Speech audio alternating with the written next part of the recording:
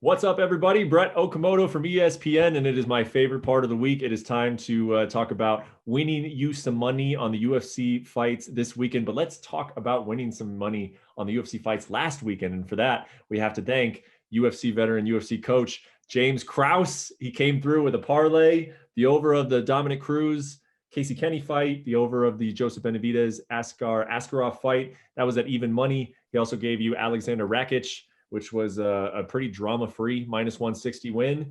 And then the most drama-free win of the day, Tim Elliott getting it done against Jordan Espinoza. James had a front row seat with that one because he was in the corner of Tim Elliott, and that paid minus 120 when we gave it on the show. So great job, James. Nick, you got to start pulling your weight on this show, man. Come on. Oh for 1. Nah, in Nick's defense, that was a good play though. The Bontrain play, everybody I know on Sharp Money was on that play. It was a good play. You got to take that. You got to take that play every single time. Yeah, I would. He started off really well as we see it. He almost had that win, and then, it happens. This is a crazy sport, but that tells you, why it's important to get a good price too, right? I mean, I got plus money on that fight, so no regrets at all. And like I said, I thought he was on his path to victory, but on his way, but it just didn't work out. So we'll get him back.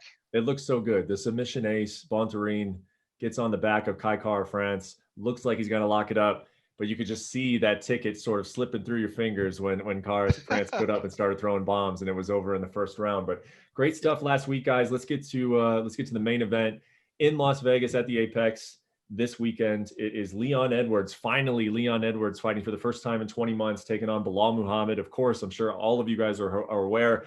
Supposed to be Khamzat Chimaev. It was supposed to be Khamzat Chimaev actually back in December, and then it was supposed to be Khamzat Chimaev in January, and now here it is.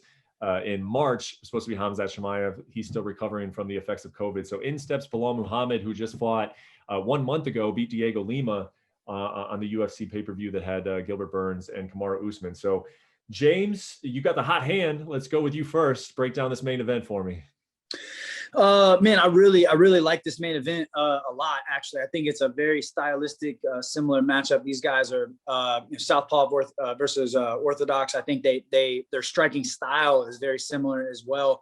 I like, even though it's short notice, I like Belal coming off of a dominant win. He's in shape, obviously. He fought a tough 3 rounds a few weeks ago. Did really well. Nice win over Diego Lima. At the end of the day, though, it's going to be really difficult for me to bet against Leon Edwards. However, I do think that this fight is going to be much more competitive than what people are saying that it's going to be. I think Belal is a gamer, and if you look at who he's fought, he hasn't been shut out by anybody. He's game and he's always there. It's really difficult to bet against a guy that hasn't lost in the amount of time and the guys that Leon Edwards has beat.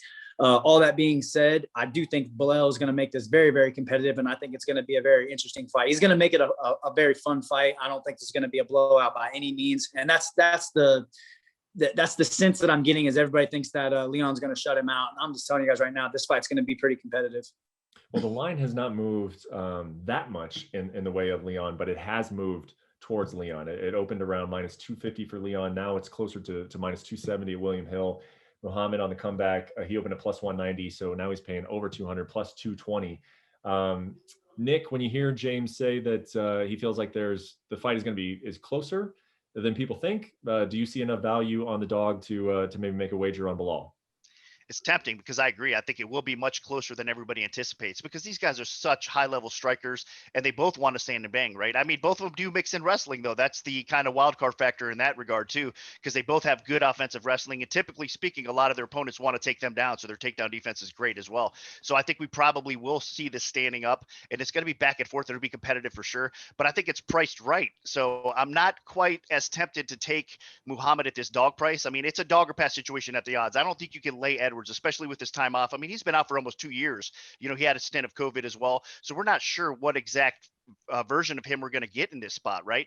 But he is a fantastic fighter. He's an elite level striker. I mean, the guy is just phenomenal. So I think he does win this fight. I think he can outstrike Muhammad. I think he could land more damaging blows along the way. I mean, just so slick with his timing and his footwork and his movement. I mean, like I said, you can see a lot of the same things on the other end. I just think that Edwards is just going to be a step ahead and a little bit more effective with his striking. So for me, I think Edwards wins. I don't know if I could bite on the dog here at this price, though.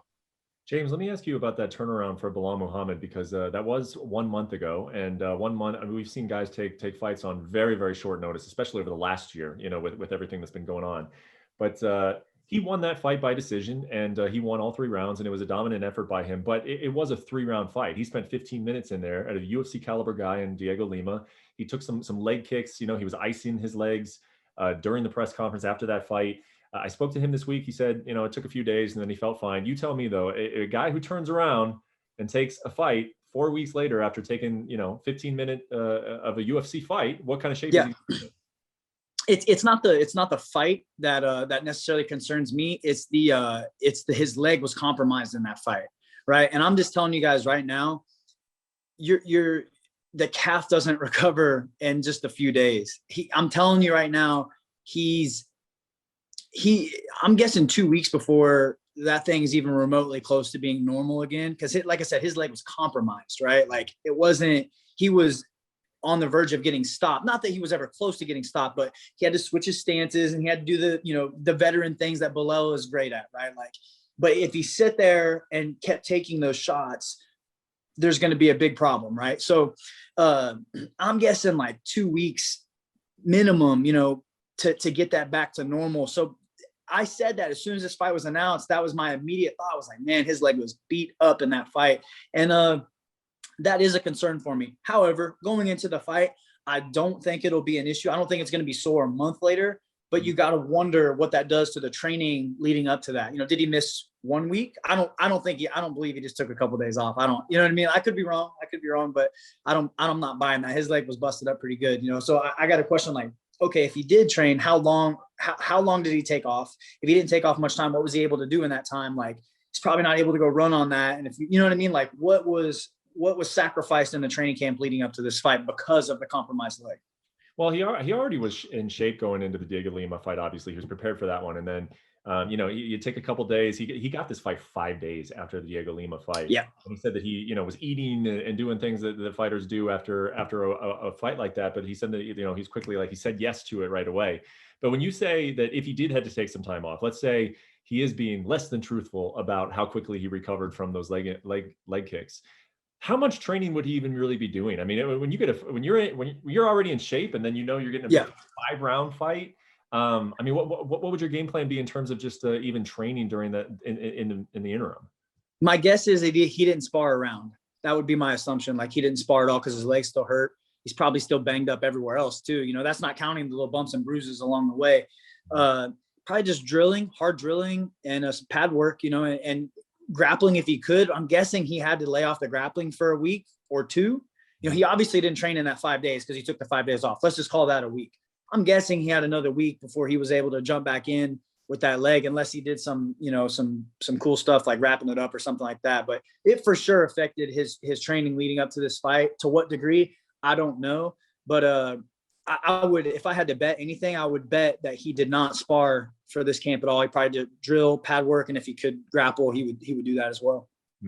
Nick, quick question on the Leon side of things. I wonder how the market has taken into consideration the 20-month layoff. So, he beat RDA in a very convincing 5-round decision in mid 2019.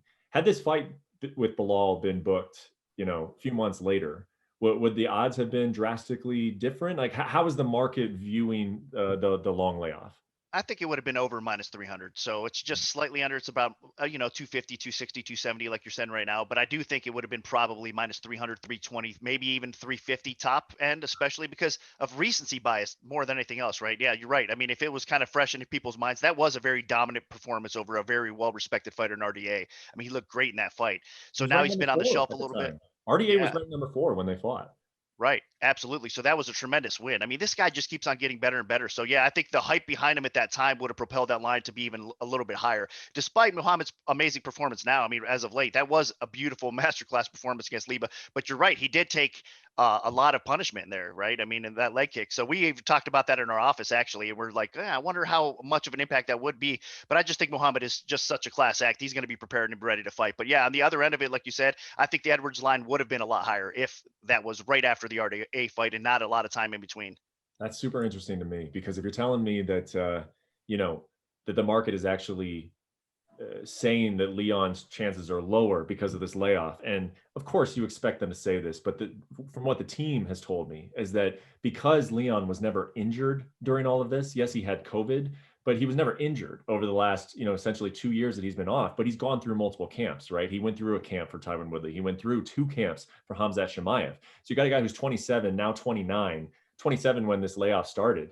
He's basically had 20 months to just be in the gym and get better. And now you're telling me that I'm getting him at lower odds than I would have gotten him back when I was 27. So it's a little bit of it makes me think a little bit. If maybe he's a guy, if you're going to be building some parlays around it and you like Leon Edwards, maybe there is a little bit of value, even though you guys say you think the fight is going to be closer than the odds indicate. How about the total, guys? Over and under 4.5 rounds. So essentially is this fight going to go the distance or not? Over is minus 250. Under is plus 175. Neither of these guys are really known as finishers, and they're also known as guys who don't get finished. Leon Edwards has only been finished once in his entire career. That I think it was in his 3rd pro fight, so it's been a long time now. And Belal was finished once in his UFC career by Vicente Luque, who is known to be a finisher. So when you hear that 4.5 and the odds there, we'll start with Nick. Anything to look at there? If anything, I think it's a little bit too high. I mean, this is just so much. They're high caliber strikers, like we said. I understand the durability factor because, like you said, they don't finish. I mean, historically, they don't finish a lot of opponents, and they are very durable. But man, I mean, going 5 rounds at this level is a long time, especially with the quality striking you're going to get on both ends. So for me, I think you got to stay away from it or look at the under, which is probably, like you said, kind of hesitant to go that way, right? Because I do think more times than not, they're tough enough to kind of withstand what each other has to throw at them. So, but you cannot lay minus 250 on that over 4.5. That's a long time. I mean, you're basically saying it's going to go 25 minutes for sure, and the price is not right. It opened a lot lower than that, and then the market has been bet up. So there's a lot of public action coming in on that as well. James, you agree? Stay away from it. You have to, unless you want to throw it in. If I had to play, I would say it's going to go the over. But like Nick said, that dude for two elite level strikers, that's a long time. You just got to stay away from it unless you want to throw it into a small parlay or something like that. Like I would stay away from it. I wouldn't even dog or pass on it. I would stay completely away from it. I am staying completely away from it. Okay. Well, let's get to the picks you guys do like then. And James, we'll go ahead and start with you. This card is kind of interesting. It's got some minus 300, 250-ish favorites, but it's also got some fights that are very, very close. So James, what sticks out to you? Yep. Courtney Casey, JJ Aldrich over 2.5. And I parlay that in with Ginny Frey, Gloria DePaula over 2.5. Same thing I did last week with Benavidez Askarov and Casey Kinney, Dominic Cruz. Just smaller weights. They're just hard to finish. It's unless you get like a specialty fighter like Figueiredo or somebody like that. They're just the structural damage is just not there. It's hard to finish. And then you go into with the girls, they're durable. And you go into like submissions, their joints are more flexible, they're harder to choke. So the girls tend to be a little bit more tougher than the guys do, and they can handle the pain. So I like the over 2.5, parlay those two together. One of the fights that interests me the most is Gavin Tucker, Dan Ige. I do like the over in this, but if I'm approaching this from a betting perspective, to me this is a pick'em fight. So Nick said this last week with the this is similar with the Bontarine fight. I gotta go if I'm betting on this, I gotta go Gavin Tucker as the dog or whoever's the dog, right? If Ige's the dog, I gotta go Ige as the dog too. But right now, on what I'm seeing is Tucker's plus 120 and Ige's minus 150. Is that what you guys have as well? Nick, I think you got him out in front of you, right? Yeah, it's minus 150, correct. About minus 150 plus 30 out there, plus 20. So it depends on the market. But yeah, it's about minus 150. To me, this is a coin flip fight. And if that's the case, I got to go with whoever the dog is. In this case, the dog is Gavin Tucker. So I got to go there. If you're feeling froggy on it and you want to play, you can add in the over on that one as well. Both these guys are extremely durable. They're going to hang around. Both of them are tough. Both of them, they're tough to finish. They're very skilled. I don't see this one getting finished. All right. So a few overs and then Gavin Tucker on that plus money. Nick, what do you got for us this week? All right. Well, I'm going to disagree with James on the Tucker Ige one. I know what James is saying. I'm typically like, I'm on the same path, meaning that if it's a toss-up type of fight, I do like the underdog in those spots. So I get it. It's going to be a very competitive fight. I just think the step up in competition for Tucker is going to be a little bit too much here. He's looked great, but my issue with this also is that he seems to be kind of more of a public underdog on this card. So we have seen a lot of money come in on Tucker already and gobble up some of that plus money, right? But then we're starting to see some sharp action buy back on Ige as well. So this is one of those, it's kind of a situation where we're going to have a lot of two-way action, but it seems like Ige might be the right side because I think people are underestimating him a little bit here, and Tucker's stock is at an all-time high. So I actually think we're buying low at the price on Ige around minus 150 or so. I think this line should be kind of closer to 200. So in my opinion, I don't think it is close to a pick'em type of fight. I think that Ige actually should be a lot higher than this. That's why I still find a little bit of value. But again, there's going to be a lot of opinions on this fight, and we'll see how it plays out. I don't know. I mean, there's a lot of respected opinions definitely on James's side as well. So I got to respect that. Now you're scaring me a little bit, James, being on the other side. That kind of sucks. But at the same time, I'm excited to go head to head finally. It's about time. It's about time. It's going to happen, right?